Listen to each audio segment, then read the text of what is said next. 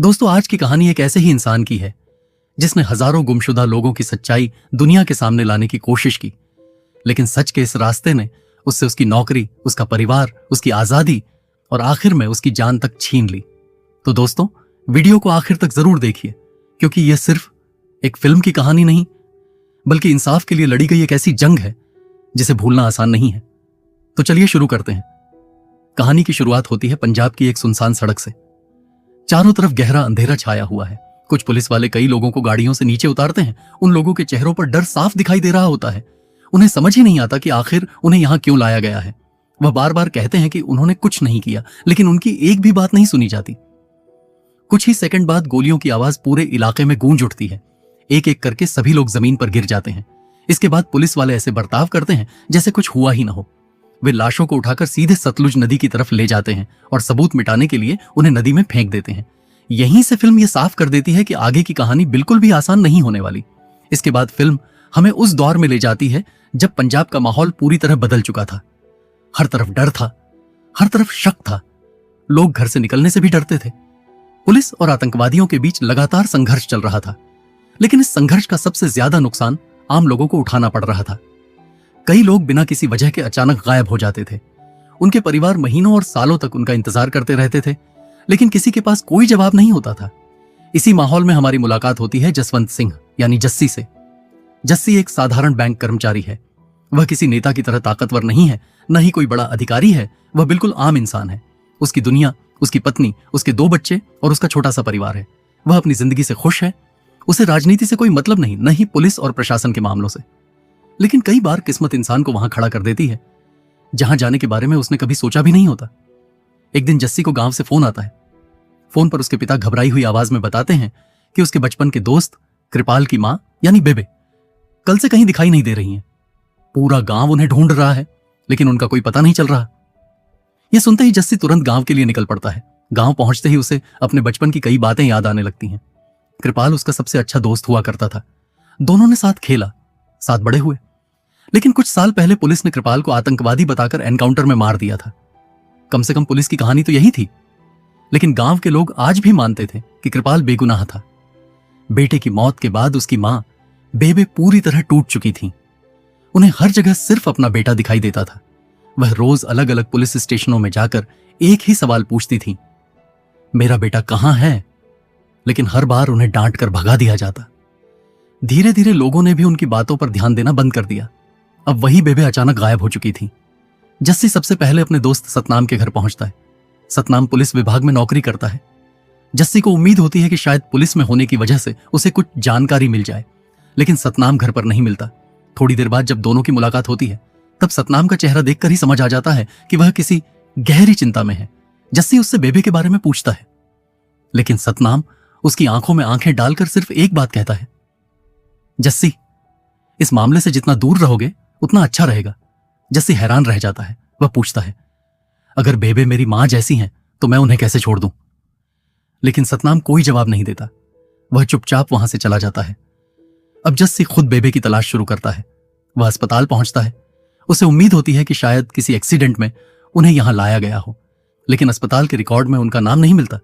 इसी दौरान वहां मौजूद एक डॉक्टर जस्सी की बेचैनी देखकर उससे पूछती है कि वह किसे ढूंढ रहा है। जब जस्सी पूरी बात बताता है, तब डॉक्टर कुछ पल के लिए खामोश हो जाती है। फिर वह धीरे से कहती है, अगर रिकॉर्ड में नाम नहीं है तो एक जगह और देख लो। जस्सी पूछता है, कहां? डॉक्टर मुर्दाघर की तरफ इशारा कर देती है। यहीं से कहानी एक ऐसे मोड़ पर पहुंचती है जहां से वापस लौटना नामुमकिन था। डॉक्टर के बताए रास्ते पर चलते हुए जस्सी अस्पताल के मुर्दाघर तक पहुंच जाता है। जैसे ही वह अंदर कदम रखता है, उसके चेहरे का रंग उड़ जाता है। चारों तरफ लाशें ही लाशें पड़ी होती हैं। कोई उन्हें पहचानने वाला नहीं, कोई उनके पास रोने वाला नहीं। हर तरफ सिर्फ खामोशी और मौत का सन्नाटा पसरा हुआ था। जस्सी कांपते हाथों से एक एक चेहरे को देखने लगता है। उसे उम्मीद थी कि शायद बेबे यहां मिल जाएं, लेकिन काफी देर तक तलाश करने के बाद भी उनका कहीं पता नहीं चलता। तभी वही डॉक्टर उसके पास आती है। वह जस्सी से कहती है, तुम अकेले नहीं हो जो किसी अपने को ढूंढते हुए यहां तक पहुंचे हो। रोज कई परिवार यहां आते हैं, लेकिन ज्यादातर लोगों को कुछ नहीं मिलता। जस्सी हैरानी से उसकी तरफ देखने लगता है। तब डॉक्टर एक ऐसा सच बताती है जिसे सुनकर उसके पैरों तले जमीन खिसक जाती है। वह कहती है कि यहां लगभग हर रोज पुलिस एनकाउंटर में मारे गए लोगों की लाशें लेकर आती है। कुछ की पहचान कर ली जाती है, लेकिन बहुत सी लाशों को कोई लेने नहीं आता। फिर उन्हें लावारिस लिखकर सीधे श्मशान घाट भेज दिया जाता है। डॉक्टर की बात सुनकर जस्सी के मन में कई सवाल उठने लगते हैं। अगर किसी के परिवार वाले जिंदा हैं तो फिर उन्हें लावारिस कैसे माना जा सकता है? यही सवाल उसके मन में घूमता रहता है। तभी वहां उसकी मुलाकात फिर से सतनाम से होती है। सतनाम इस बार पहले से भी ज्यादा घबराया हुआ दिखाई देता है। वह जस्सी का हाथ पकड़कर एक कोने में ले जाता है और कहता है, मैं तुझे आखिरी बार समझा रहा हूं। जो कुछ तू जानने की कोशिश कर रहा है वह बहुत खतरनाक है। अपने परिवार के बारे में सोच और वापस चला जा। लेकिन अब जस्सी के मन में डर से ज्यादा सच जानने की इच्छा थी। वह सतनाम की बात अनसुनी कर देता है। अगले दिन जस्सी गांव के पुराने श्मशान घाट पहुंचता है। श्मशान का माहौल बेहद डरावना होता है। चारों तरफ राख बिखरी हुई थी। वहां मौजूद बुजुर्ग कर्मचारी जस्सी को देखकर समझ जाता है कि वह किसी अपने की तलाश में आया है। जस्सी उससे बेबे के बारे में पूछता है। पहले तो वह आदमी कुछ भी बताने से मना कर देता है, लेकिन जब जस्सी बार बार हाथ जोड़कर विनती करता है तब उसका दिल पिघल जाता है। वह धीरे से कहता है, पहले महीने में 5-10 लाशें आती थीं, लेकिन पिछले कुछ सालों से पुलिस ट्रकों में भर भर कर लाशें लेकर आने लगी हैं। हर लाश के साथ एक ही शब्द लिखा होता है, लावारिस। यह सुनकर जस्सी पूरी तरह सन्न रह जाता है। इसके बाद वह आदमी एक पुराना रजिस्टर निकालकर जस्सी के सामने रख देता है। जैसे ही जस्सी उसके पन्ने पलटना शुरू करता है, उसकी आंखों से आंसू बहने लगते हैं। उस रजिस्टर में सिर्फ नाम ही नहीं थे, बल्कि कई लोगों के पिता का नाम, गांव का नाम और उनके परिवार की जानकारी भी दर्ज थी। यानी पुलिस को यह अच्छी तरह पता था कि ये लोग कौन हैं। फिर भी उन्हें लावारिस बताकर जला दिया गया। जस्सी एक एक पन्ना पलटता जाता है और तभी अचानक उसकी नजर एक नाम पर जाकर रुक जाती है। वह नाम था बेबे। ये देखते ही उसके हाथ कांपने लगते हैं। उसकी आंखों के सामने अंधेरा छा जाता है। जिस महिला को पूरा गांव ढूंढ रहा था, उन्हें तो कई दिन पहले ही लावारिस बताकर जला दिया गया था।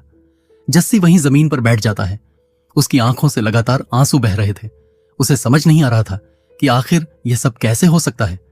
वह बिना समय गंवाए सीधे सतनाम के पास पहुंचता है। इस बार वह चुप रहने वाला नहीं था। वह सतनाम से कहता है, आज तुझे सच बताना ही होगा। अगर तू मेरा दोस्त है तो मुझे सब कुछ बता। सतनाम काफी देर तक चुप रहता है। उसकी आंखों में भी आंसू आ जाते हैं। आखिरकार वह सच बताने का फैसला करता है। वह बताता है कि जिस रात कुछ लोगों को फर्जी एनकाउंटर के लिए ले जाया जा रहा था, उसी समय बेबे सड़क पर आ गई थी। वह एसएसपी के सामने हाथ जोड़कर सिर्फ अपने बेटे कृपाल के बारे में पूछ रही थी, लेकिन अधिकारियों को डर था कि बेबे ने सब कुछ देख लिया है, इसलिए उन्हें भी जबरदस्ती गाड़ी में बैठा लिया गया। कुछ देर बाद बाकी लोगों को गोली मार दी गई। बेबे भी गोली लगने से गंभीर रूप से घायल हो गई। उन्हें अस्पताल ले जाया गया। डॉक्टर ने कहा कि उनकी सांसें अभी चल रही हैं, लेकिन वहां मौजूद अधिकारी ने किसी की एक नहीं सुनी। उसने खुद बेबे की सांसें हमेशा के लिए रोक दी। इसके बाद उनकी लाश को भी लावारिस लिखकर श्मशान भेज दिया गया। सतनाम की जुबान से यह सच सुनकर जस्सी पूरी तरह टूट जाता है, लेकिन उसी पल वह एक बड़ा फैसला भी लेता है। वह कहता है, अगर मैं आज चुप रहा तो कल न जाने कितने और परिवार इसी दर्द से गुजरेंगे। अब मैं इस सच को पूरी दुनिया के सामने लाकर रहूंगा। यही फैसला उसकी जिंदगी का सबसे बड़ा मोड़ बन जाता है। अगले ही दिन वह एक मानवाधिकार वकील से मिलने निकल पड़ता है। अगली सुबह जस्सी शहर में रहने वाले एक मानवाधिकार वकील से मिलने जाता है। उसके हाथ में वही पुराना रजिस्टर होता है जो उसे श्मशान घाट से मिला था। वकील बड़े ध्यान से रजिस्टर के हर पन्ने को पढ़ता है। कुछ देर बाद उसके चेहरे के भाव पूरी तरह बदल जाते हैं। वह कहता है, अगर यह रिकॉर्ड सही है तो यह किसी एक परिवार का मामला नहीं है, यह बहुत बड़ा मामला हो सकता है। लेकिन वह साथ ही यह भी समझाता है कि सिर्फ एक रजिस्टर के भरोसे कोर्ट में इतना बड़ा केस जीतना आसान नहीं होगा। उन्हें और सबूत, दूसरे श्मशान घाटों के रिकॉर्ड और ऐसे परिवारों की गवाही चाहिए जिनके अपने लोग गायब हो चुके हैं। जस्सी बिना देर किए इस मिशन पर निकल पड़ता है। अब फिल्म एक छोटे से खोजी अभियान की तरह आगे बढ़ती है। जस्सी और उसके कुछ भरोसेमंद साथी अलग अलग शहरों और गांवों के श्मशान घाटों में जाते हैं। कई जगह लोग डर के मारे बात तक नहीं करते। कुछ कर्मचारी रिकॉर्ड दिखाने से साफ इनकार कर देते हैं। लेकिन धीरे धीरे कुछ ऐसे लोग भी मिलते हैं जिन्हें सालों से यह बोझ अंदर ही अंदर खाए जा रहा था। वे छिपाकर रखे गए पुराने रजिस्टर निकालते हैं। इन रजिस्टरों में दर्ज नाम देखकर जस्सी की आंखें फटी रह जाती हैं। हर रजिस्टर में सैकड़ों नाम, हर नाम के साथ किसी न किसी परिवार की पहचान, लेकिन अंतिम संस्कार के सामने सिर्फ एक शब्द लिखा होता है, लावारिस। जब सारे रिकॉर्ड एक जगह इकट्ठे किए जाते हैं तो तस्वीर पहले से कहीं ज्यादा भयावह नजर आती है। फिल्म के अनुसार यह मामला अब हजारों लोगों से जुड़ा दिखाई देता है। जस्सी को एहसास हो जाता है कि अगर यह सच दुनिया के सामने आ गया तो कई बड़े अधिकारी मुश्किल में पड़ सकते हैं। अब वह उन परिवारों से मिलना शुरू करता है जिनके बेटे, पति या भाई सालों पहले अचानक गायब हो गए थे। एक घर में एक बूढ़ी मां आज भी दरवाजे की तरफ देखकर बेटे का इंतजार कर रही होती है। दूसरे घर में एक महिला अपने पति की पुरानी तस्वीर को सीने से लगाए बैठी होती है। कहीं छोटे बच्चे अपने पिता का चेहरा तक भूल चुके हैं। जब जस्सी उन्हें रजिस्टर दिखाता है तो किसी की चीख निकल जाती है, कोई जमीन पर बैठकर रोने लगता है और किसी को यकीन ही नहीं होता कि जिन अपनों का वे सालों से इंतजार कर रहे थे उनका अंतिम संस्कार बहुत पहले ही कर दिया गया था। यह दृश्य फिल्म के सबसे भावुक पलों में से एक है। इतने सारे दस्तावेज और गवाह मिलने के बाद आखिरकार मामला अदालत तक पहुंचता है। वकील कोर्ट में सारे रिकॉर्ड पेश करता है। शुरुआत में अदालत भी इस मामले की गंभीरता देखकर हैरान रह जाती है। दस्तावेजों की जांच के बाद कोर्ट इस केस को सुनने के लिए तैयार हो जाती है। यहीं से पहली बार उम्मीद की एक किरण दिखाई देती है। लेकिन दूसरी तरफ सत्ता के गलियारों में हलचल मच जाती है। कई बड़े अधिकारियों को डर सताने लगता है कि अगर यह मामला आगे बढ़ा तो उनके पुराने फैसलों पर भी सवाल उठ सकते हैं। फिल्म में दिखाया गया है कि इसके बाद मामले को दबाने की कोशिश शुरू हो जाती है। ऊपर बैठे अधिकारी अपने भरोसेमंद अफसरों को बुलाते हैं। उनसे कहा जाता है कि किसी भी कीमत पर यह केस आगे नहीं बढ़ना चाहिए। इसी दौरान एक नए पुलिस अधिकारी की एंट्री होती है। यह अफसर बेहद सख्त, निर्दयी और आदेश मानने वाला दिखाया गया है। उसे साफ निर्देश दिए जाते हैं कि गवाहों को डराओ, सबूत खत्म करो और जस्सी पर इतना दबाव बनाओ कि वह खुद पीछे हट जाए। इसके बाद हालात पहले से भी ज्यादा खराब होने लगते हैं। लोगों के बीच डर बढ़ जाता है। कई लोग कोर्ट में गवाही देने से मना कर देते हैं। कुछ गवाह अचानक गायब हो जाते हैं और कुछ लोगों को खुली धमकियां मिलने लगती हैं। लेकिन जस्सी हार मानने वालों में से नहीं था। उसे पता था कि अगर वह आज पीछे हट गया तो हजारों परिवारों को कभी इंसाफ नहीं मिल पाएगा। वह गांव गांव जाकर लोगों को समझाता है। वह कहता है, अगर आज हम सच बोलने से डर गए तो आने वाली पीढ़ियां भी इसी डर में जिएंगी। धीरे धीरे कुछ लोग हिम्मत जुटाते हैं और कोर्ट में गवाही देने के लिए तैयार हो जाते हैं। अब यह मामला सिर्फ एक राज्य तक सीमित नहीं रहता। फिल्म में दिखाया जाता है कि मानवाधिकार संगठनों की नजर भी इस केस पर पड़ने लगती है। जस्सी के संघर्ष की चर्चा देश के बाहर तक पहुंचने लगती है। उसे विदेश में आयोजित एक मानवाधिकार कार्यक्रम में अपनी बात रखने का निमंत्रण मिलता है। यह उसके लिए बहुत बड़ी बात थी, क्योंकि पहली बार उसे लगा कि जिन लोगों की आवाज सालों से दबाई जा रही थी, अब उनकी बात पूरी दुनिया सुन सकती है। लेकिन यही बात कुछ ताकतवर लोगों को सबसे ज्यादा परेशान कर देती है। उन्हें डर था कि अगर यह मामला अंतर्राष्ट्रीय स्तर पर पहुंच गया तो उसे छिपाना लगभग नामुमकिन हो जाएगा। यहीं से जस्सी की जिंदगी पहले से भी ज्यादा खतरे में पड़ जाती है। कोर्ट में केस शुरू होने के बाद जस्सी की पहचान अब पूरे पंजाब में हो चुकी थी। लोग उसे उम्मीद की आखिरी किरण मानने लगे थे। हर दिन नए नए परिवार उससे मिलने आते। कोई अपने बेटे की तस्वीर लेकर आता तो कोई अपने पति का पुराना पहचान पत्र। सबकी सिर्फ एक ही मांग थी, हमें हमारे अपनों के बारे में सच जानना है। लेकिन दूसरी तरफ कुछ ताकतवर लोगों की बेचैनी लगातार बढ़ रही थी। उन्हें डर था कि अगर जस्सी जिंदा रहा तो एक दिन पूरा सच दुनिया के सामने आ जाएगा। इसी दौरान फिल्म में एक बेहद निर्दयी पुलिस अधिकारी की एंट्री होती है।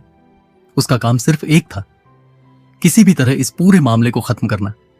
उसके आते ही कई इलाकों में पुलिस की कार्रवाई और भी ज्यादा सख्त हो जाती है। लोगों को बिना वजह उठाया जाने लगता है। थानों में पूछताछ के नाम पर मारपीट होती है। कई परिवारों में फिर से डर का माहौल बन जाता है। जो लोग पहले गवाही देने को तैयार थे उनमें से कुछ पीछे हटने लगते हैं। लेकिन जस्सी हर घर जाकर लोगों का हौसला बढ़ाता है। वह कहता है, अगर हम डर गए तो सच हमेशा के लिए दफन हो जाएगा। फिल्म में आगे दिखाया जाता है कि जस्सी के संघर्ष की चर्चा विदेशों तक पहुंच जाती है। मानवाधिकार संगठनों की ओर से उसे अपनी बात रखने के लिए बुलाया जाता है। अब मामला सिर्फ स्थानीय नहीं रह गया था, दुनिया की नजर भी इस पर पड़ने लगी थी। यही बात कुछ अधिकारियों को सबसे ज्यादा परेशान करती है। उन्हें लगता है कि अगर जस्सी बाहर जाकर यह सब बताएगा तो उनके लिए बच निकलना मुश्किल हो जाएगा। इसी बीच जस्सी के करीबी लोगों पर भी दबाव बनाया जाने लगता है। कुछ को धमकियां मिलती हैं, कुछ पर झूठे आरोप लगाए जाते हैं और कुछ लोगों की रहस्यमय परिस्थितियों में मौत हो जाती है।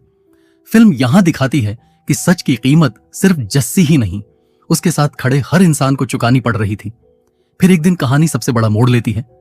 जस्सी अचानक गायब हो जाता है। सुबह वह अपने घर से निकलता है लेकिन वापस कभी नहीं लौटता। उसकी पत्नी पम्मी पहले रिश्तेदारों से पूछती है, फिर दोस्तों से, फिर हर पुलिस स्टेशन के चक्कर लगाती है, लेकिन हर जगह उसे सिर्फ एक ही जवाब मिलता है, हमें कुछ नहीं पता। धीरे धीरे यह खबर पूरे इलाके में फैल जाती है। लोग सड़कों पर उतर आते हैं। वे पूछते हैं, अगर एक इंसाफ मांगने वाला इंसान ही सुरक्षित नहीं है तो आम आदमी किस पर भरोसा करे। लगातार बढ़ते दबाव के बाद आखिरकार इस मामले की जांच सीबीआई को सौंप दी जाती है। अब कहानी में एक नए अधिकारी की एंट्री होती है। वह बिना किसी दबाव के जांच शुरू करता है। सबसे पहले वह जस्सी की पत्नी पम्मी से मिलता है। पम्मी बताती है कि जिस दिन जस्सी गायब हुआ, कुछ सादे कपड़ों में आए लोग उसे अपने साथ ले गए थे। उन्होंने खुद को पुलिस नहीं बताया, लेकिन उनका व्यवहार बिल्कुल पुलिस जैसा था। इसके बाद अधिकारी जस्सी के दोस्त संजीव से पूछताछ करता है। संजीव बताता है कि उसने अपनी आंखों से जस्सी को एक लाल रंग की वैन में बैठाकर ले जाते हुए देखा था। यही बयान जांच की पहली मजबूत कड़ी बन जाता है। जांच आगे बढ़ती है। अधिकारी उस लाल वैन का पता लगाने की कोशिश करता है। रिकॉर्ड खंगालने पर पता चलता है कि घटना से ठीक पहले वह वैन एक पुलिस अधिकारी के नाम पर किराए पर ली गई थी। जब उससे पूछताछ की जाती है तो वह बहाना बनाता है कि वैन शादी के काम के लिए ली गई थी, लेकिन जांच अधिकारी को उसकी बात पर बिल्कुल भरोसा नहीं होता। कुछ समय बाद एक और अहम गवाह सामने आता है। वह बताता है कि जिस रात जस्सी गायब हुआ, उसी दौरान उसने उसे एक पुलिस थाने के अंदर देखा था। उसका कहना था कि जस्सी को लगातार पीटा जा रहा था। उसे बार बार कहा जा रहा था कि वह केस वापस ले ले, लेकिन जस्सी हर बार एक ही जवाब देता था, मैं उन परिवारों के साथ धोखा नहीं करूंगा। यह सुनकर जांच अधिकारी को यकीन होने लगता है कि जस्सी की गुमशुदगी कोई साधारण मामला नहीं है। लेकिन जैसे जैसे जांच सच के करीब पहुंचती है, वैसे वैसे गवाह गायब होने लगते हैं। कुछ लोग अचानक अपने बयान बदल देते हैं, कुछ लोग शहर छोड़कर चले जाते हैं और कुछ की मौत की खबर आ जाती है। ऐसा लगता है जैसे कोई लगातार सबूत मिटा रहा हो।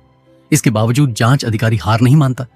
उसे महसूस हो चुका था कि अगर इस बार भी सच दब गया तो शायद कभी सामने नहीं आ पाएगा। उधर पम्मी भी अपने पति की तलाश और इंसाफ की लड़ाई जारी रखती है। वह हर सुनवाई में मौजूद रहती है। उसे आज भी उम्मीद थी कि शायद जस्सी किसी दिन वापस लौट आए, लेकिन किस्मत उसके लिए कुछ और ही लिख चुकी थी। सीबीआई अधिकारी लगातार हर छोटे बड़े सुराग को जोड़ने की कोशिश कर रहा था।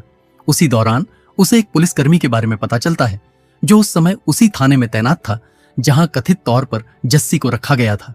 शुरुआत में वह पुलिसकर्मी कुछ भी बोलने से साफ इनकार कर देता है।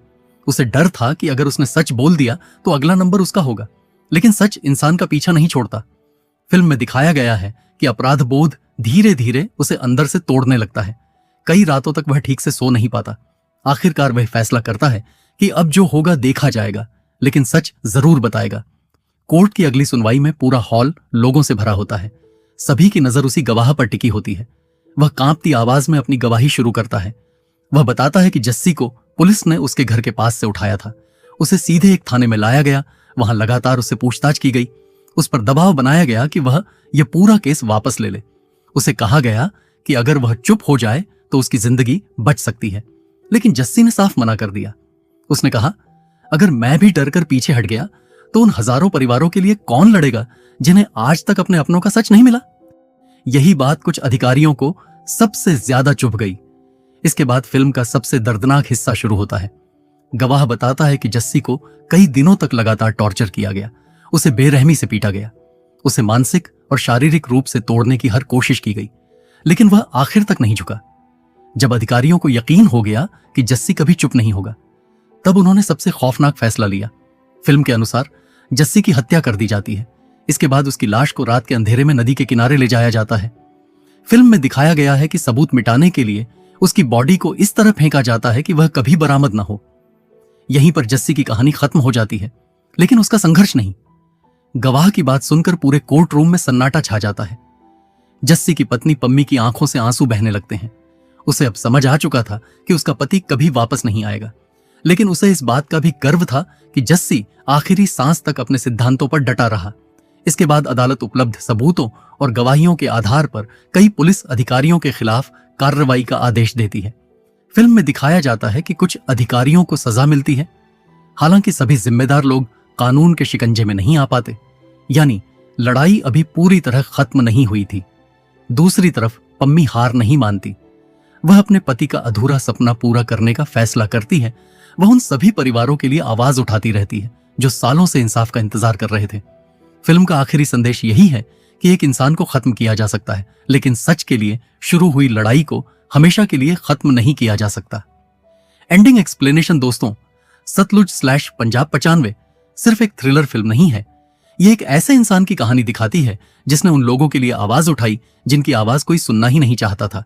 ध्यान देने वाली बात यह है कि फिल्म खुद को वास्तविक घटनाओं से प्रेरित बताती है और इसमें दिखाए गए कई प्रसंग ऐतिहासिक और कानूनी बहस का हिस्सा रहे हैं।